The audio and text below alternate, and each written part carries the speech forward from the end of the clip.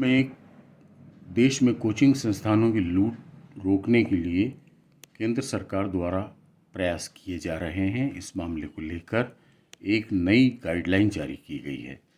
नई गाइडलाइन के अनुसार कोचिंग संस्थानों में 16 साल से कम उम्र के छात्रों को प्रवेश नहीं दिया जाएगा। इसके साथ ही कोचिंग ऐसा कोई विज्ञापन जारी नहीं कर पाएंगे जिससे बच्चों या माता पिता के मन में कोई भ्रम आए। किसी भी कोचिंग में तय मान से कम योग्यता वाले शिक्षकों की भर्ती भी नहीं की जा सकती और फीस वापसी को लेकर भी नियम बनाए गए हैं। यदि 1 साल के कोर्स में 10 महीने बाद बच्चा कोचिंग नहीं जाना चाहता है तो 2 माह की फीस लौटानी होगी। बच्चों को 5 घंटे से अधिक नहीं पढ़ाया जा सकता। अल सुबह देर या स्कूलों के समय पर कोचिंग में बच्चों को नहीं पढ़ाया जा सकेगा।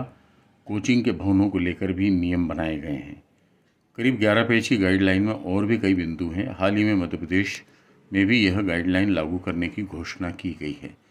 जाहिर है कि इससे कोचिंग संस्थानों में जो मनमानी चल रही है और जो फीस के नाम पर लूटपाट की जा रही है, इसके अलावा छात्रों को जिस तरह की मानसिक परेशानियों का सामना करना पड़ रहा है, उन पर जो मानसिक दबाव पड़ते हैं, इस पर रोक लगेगी।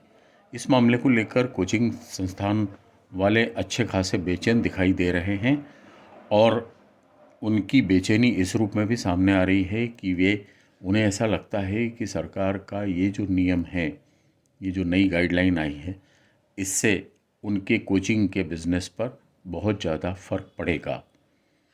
कुल मिलाकर यह तो तय है कि कोचिंग संस्थान के नाम पर जो शैक्षणिक दुकानदारी शुरू हो गई है, उसको लेकर सरकार भी अब अलर्ट है और सरकार भी चाहती है कि बच्चों को राहत दी जाए।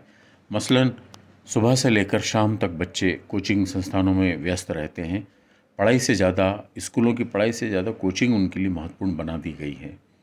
इसके अलावा फ़ीस का भी कोई क्राइटेरिया नहीं है। अनाप शनाप फ़ीस वसूल की जाती है और जब बच्चा अगर स्कूल कोचिंग में नहीं जाना चाहता तो उसे फ़ीस वापस भी नहीं की जाती है। कुल मिलाकर नई गाइडलाइन से कोचिंग संस्थानों की दुकानदारी तो समाप्त होगी, बच्चों को भी अच्छी खासी राहत मिलेगी और पालक तो इस नई गाइडलाइन का जमकर स्वागत कर रहे हैं।